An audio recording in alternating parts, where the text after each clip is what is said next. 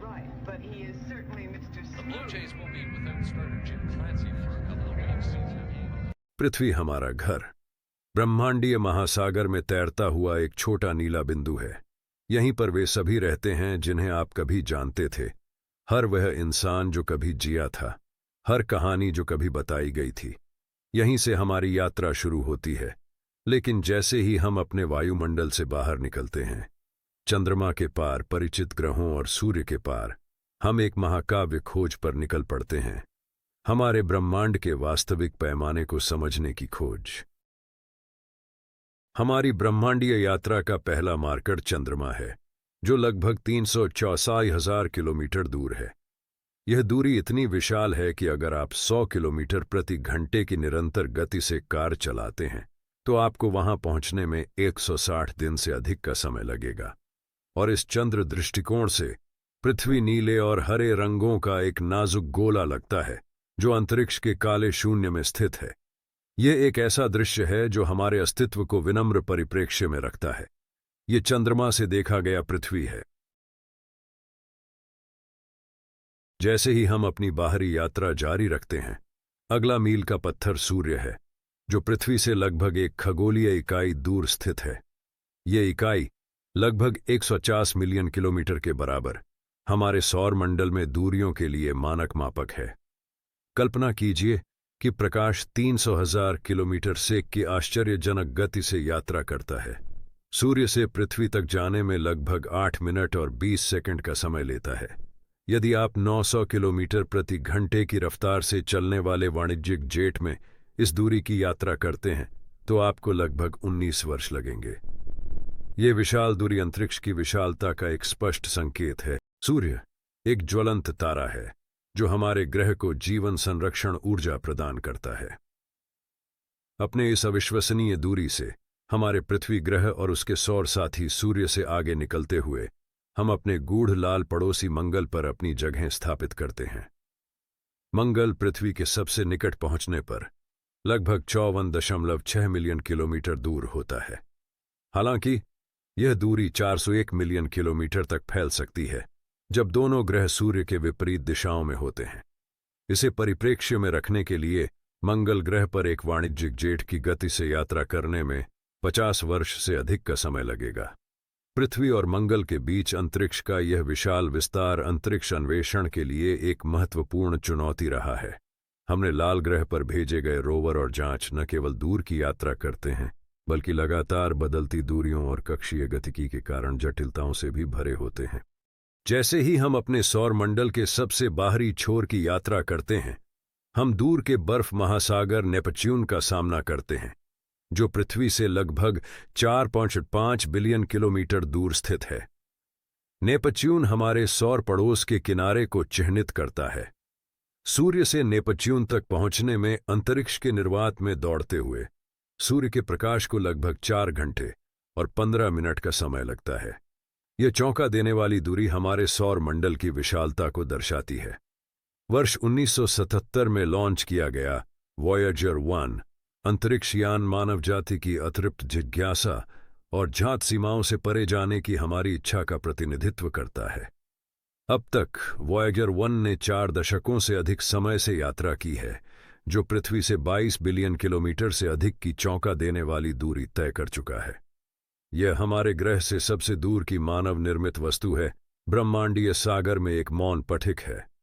1990 में प्रसिद्ध खगोल शास्त्री कार्ल सैगन के सुझाव पर वॉयेजर 1 ने पृथ्वी की ओर एक अंतिम तस्वीर के लिए अपना कैमरा वापस घुमाया। इसके परिणाम स्वरूप प्रतिष्ठित पेल ब्लू डॉट छवि बनी।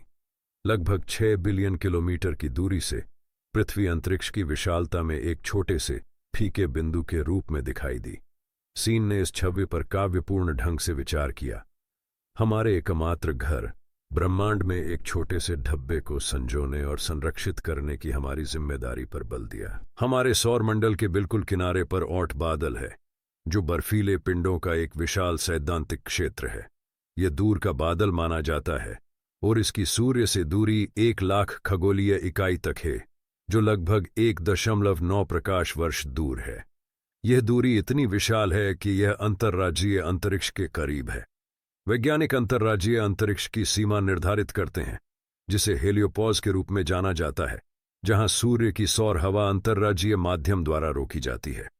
यह वह जगह है जहां हमारे सूर्य का प्रभाव समाप्त होता है और अंतर्राज्यीय अंतरिक्ष का विशाल क्षेत्र शुरू होता है। ओनर्ट बादल हमारे सौरमंडल की अंतिम सीमा का प्रतिनिधित्व करता है, एक सीमा क्षेत्र जहां सूर्य का प्रभाव कम हो जाता है और आकाशगंगा में ब्रह्मांडीय यात्रा वास्तव में शुरू होती है। जैसे ही हम अपने सौर मंडल की सीमाओं से बाहर निकलते हैं, हमारी अगली रुचि का विषय अल्फा सेंटोरी है, जो हमारे सूर्य के निकटतम तारा मंडल है, जो लगभग 41.3 ट्रिलियन किलोमीटर दूर स्थित है। ये दूरी 2,76,000 से अधिक खगोलीय इकाइयों के बराबर है। इतनी विशाल दूरियों पर एयू, जो हमारे सौर मंडल के भीतर इतना सुविधाजनक है, अपनी व्यावहारिकता खोना शुरू कर देता है। इसलिए खगोल शास्त्री अंतर्राज्यीय मापों के लिए प्रकाश वर्ष का उपयोग करते हैं, वह दूरी जो प्रकाश एक वर्ष में तय करता है। अल्फा सेंटोरी हमसे लगभग 4.4 प्रकाश वर्ष दूर है। हमारी वर्तमान अंतरिक्ष यात्रा तकनीक को ध्यान में रखते हुए अल्फा सेंटोरी की यात्रा लगभग असंभव है। उदाहरण के लिए, लगभग 17 किलोमीटर प्रति सेकंड की गति से चलने वाले वोयागर अंतरिक्ष यान को इस पड़ोसी तारामंडल तक पहुंचने में 70,000 वर्ष से अधिक का समय लगेगा। यह विशाल दूरी तारों को अलग करने वाले अंतरिक्ष की विशालता को रेखांकित करती है। अब हमारी यात्रा हमें हमारी होम आकाशगंगा के विशाल पैमाने पर ले जाती है। व्यास में लगभग 1,00,000 प्रकाश वर्ष में फैली यह विशाल सर्पिल आकाशगंगा सैकड़ों अरबों तारों का घर है, जिनमें से प्रत्येक संभावित रूप से अपने स्वयं के ग्रह प्रणालियों की मेजबानी कर रहा है। इस विशाल संरचना के भीतर एक छोटा गोला होता है, जिसे मानव रेडियो बबल के रूप में जाना जाता है, जो पृथ्वी से लगभग 100 प्रकाश वर्ष दूर तक फैला हुआ है। यह बबल अंतरिक्ष में हमारे रेडियो और टेलीविजन प्रसारण के सबसे दूर के विस्तार का प्रतिनिधित्व करता है। इस बबल के पार ऐसा है जैसे मानवता कभी अस्तित्व में ही नहीं आई। हमारी आकाशगंगा के विशाल बहुमत में रहने वाली कोई भी सभ्यता हमारी उपस्थिति से बेखबर होगी, यह देखते हुए कि हमारे संकेत अभी तक उन तक नहीं पहुंचे हैं। आकाशगंगा का पैमाना इतना विशाल है कि हमारा पूरा रिकॉर्ड किया गया इतिहास ब्रह्मांडीय हवा में सिर्फ एक फुसफुसाहट है, इस छोटे से बुलबुले से परे अदृश्य है। जैसे ही हम आकाशगंगा को छोड़ते हैं, हम अंतर्बाइन ब्रह्मांडीय अंतरिक्ष के विशाल लगभग समझ से बाहर दायरे में प्रवेश करते हैं। यहां आकाशगंगाएं ब्रह्मांडीय महासागर में तैरती हैं, जो दिमाग को झकझोरने वाली दूरियों से अलग होती हैं। हमारी आकाशगंगा स्थानीय समूह नामक एक छोटे से ब्रह्मांडीय पड़ोस का हिस्सा है, जो 50 से अधिक आकाशगंगाओं का एक समूह है, जो लगभग 10 मिलियन प्रकाश वर्ष में फैला हुआ है। स्थानीय समूह एक विविध समूह है, जिसमें न केवल आकाशगंगा और एंड्रोमेडा जैसी सर्पिल आकाशगंगाएं शामिल हैं, बल्कि कई छोटी बौनी आकाशगंगाएं भी शामिल हैं। यहां दूरियां इतनी विशाल हैं कि स्थानीय समूह के एक छोर से दूसरे छोर तक प्रकाश को पार करने में 10 मिलियन वर्ष लगेंगे। ये हमारी अपनी आकाशगंगा के भीतर कुछ भी बौना कर देता है, ब्रह्मांड की विशालता को रेखांकित करता है। अंतर्बाइन ब्रह्मांडीय अंतरिक्ष एक शांत विस्तार है। आकाशगंगा के प्रकाश के द्वीपों के बीच एक विशाल जंगल है। इस विशाल शून्य में हमारी आकाशगंगा, हमारे पूरे इतिहास का घर, कई में से सिर्फ एक छोटा सा धब्बा है। ब्रह्मांडीय पुस्तकालय में एक एकल कहानी है।